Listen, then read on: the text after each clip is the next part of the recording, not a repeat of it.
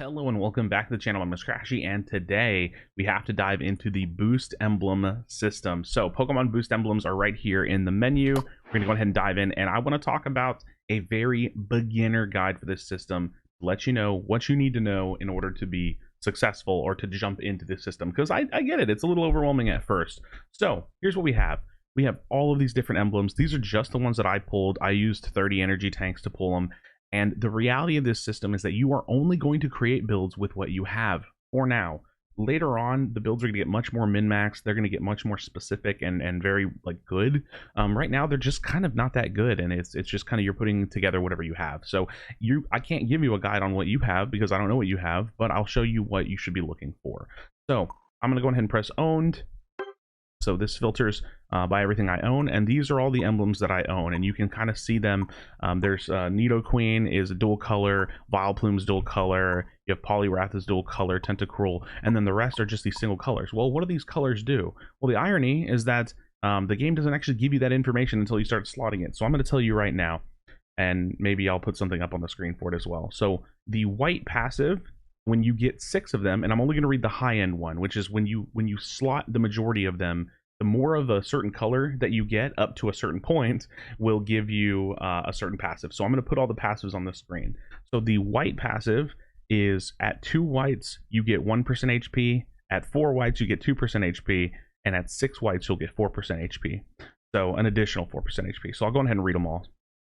At the orange, or it's in this game, I have to get this off my chest. It's called brown, but it's orange. I can't stand that. I don't know which way my brain is going to deal with it. But the orange passive is at 2 of them, you get 1% attack. At 4, you get 2% attack. At 6 emblems, you get 4% attack.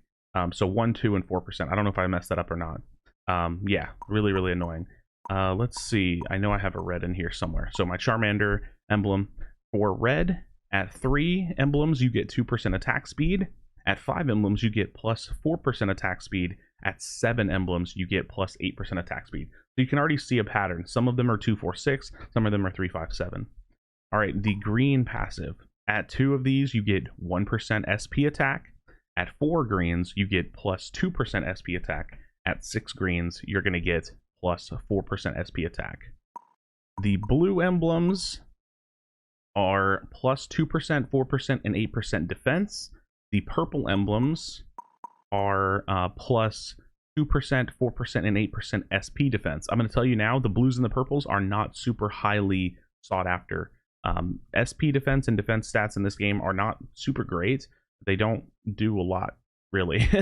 So, I mean, I'm not saying that you shouldn't have defenses, but you're going to get most of your defenses from your items and just from your character scaling. I don't think slotting these bonuses is going to be too impactful, but we'll mess around with that in the future and see if there's some kind of a build.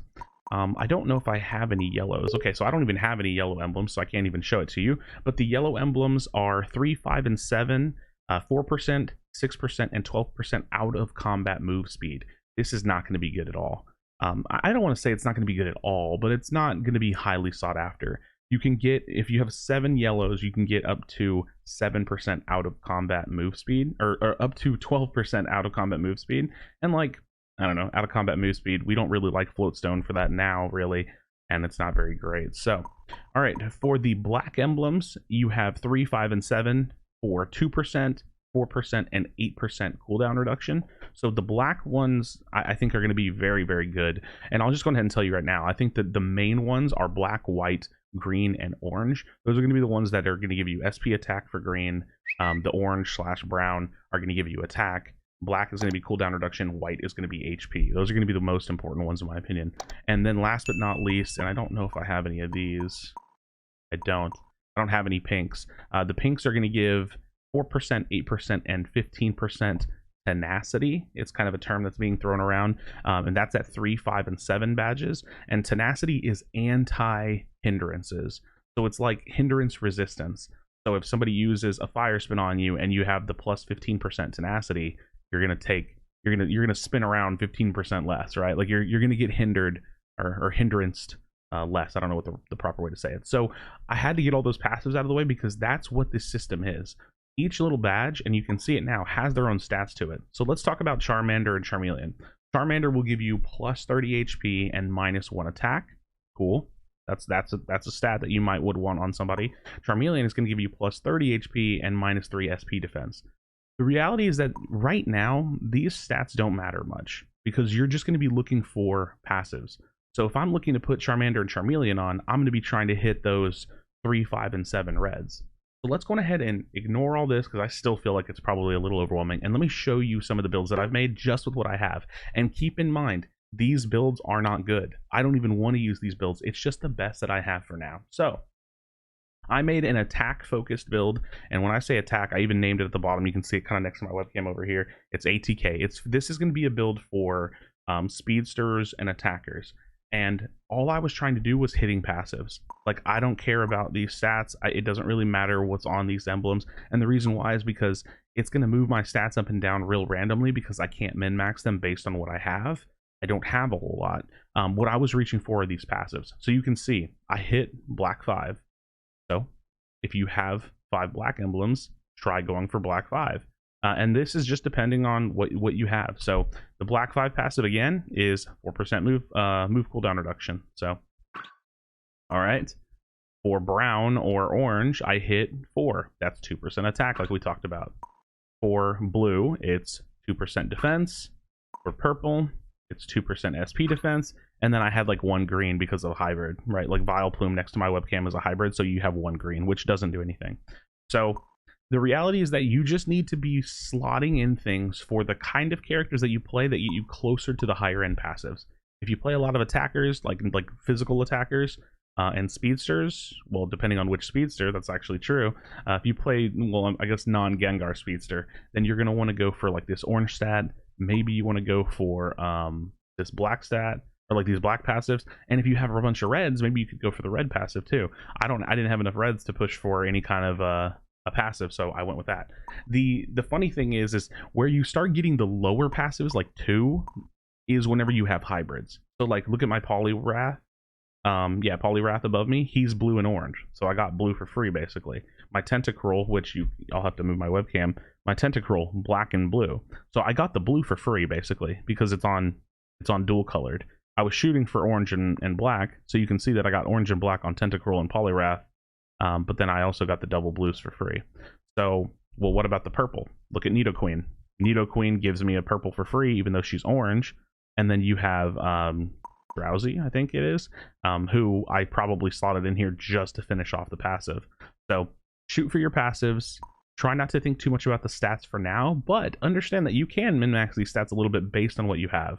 Like, I wouldn't want to throw like this is an attack focus page and it has minus 5.5 SP attack, but that doesn't matter, right? Because minus 5.5 SP attack on attackers and on speedsters doesn't really matter. So think about the stats that you're putting on the characters lightly, but mostly go for the passives. So I'll show y'all a couple more pages I had. And again, this is just what I have right now. I will not be using these builds. These are not going to be good builds. They're just what I have right now. So my mage build, my SP mage, SP attacker build is 5 black passive. Again, 5 black passive gives me 4% move cooldown. It's 4 green, which gives me 2% SP attack. And then I was able to slot in a couple of whites, which is 1% HP. So, and this is actually not very great for mages because they don't have a lot of health to scale that up with. But again, I went with some of these stats, but I mostly was just, you can literally see that I was going for the black emblem. So this is a black, this is a black, this is a black, this is a black, this is a black and green, which is great for this page. Green, green, green, and then I slotted in a couple whites. Again, same thing with Tentacruel. I have an extra leftover blue, but it doesn't really matter. I just needed to put something there. And yeah, so friends, reach for the passives. Reach for the passives, and the more that you can mix and match to get the right passives that you want, and while simultaneously getting favorable stats for the kind of characters you want, that's what you're going to want to do. The hard part about this system is that you only get 3 loadouts.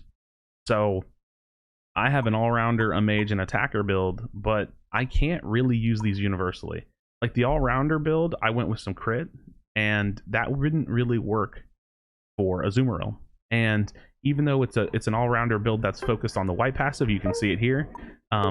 That's great, right? Maybe I could kind of duo use this for tanks, but not really. There's a really loud plane flying overhead. Not really, because I have attack stats slotted in. So if you want to go more hybrid, think about things that would be good for multiple classes. So like if I wanted like an all-rounder tank hybrid, I could drop some of the orange passives and go for black, because that would be health stat and cooldown reduction. So think about the stats that you want in terms of the passives, think about the stats that you want on your emblems, and then just do your best to slot what you can. So again, rule of thumb, because I know this is not a very specific guide, it's very broad, shoot for the colored passives. That is the entire rule of this system.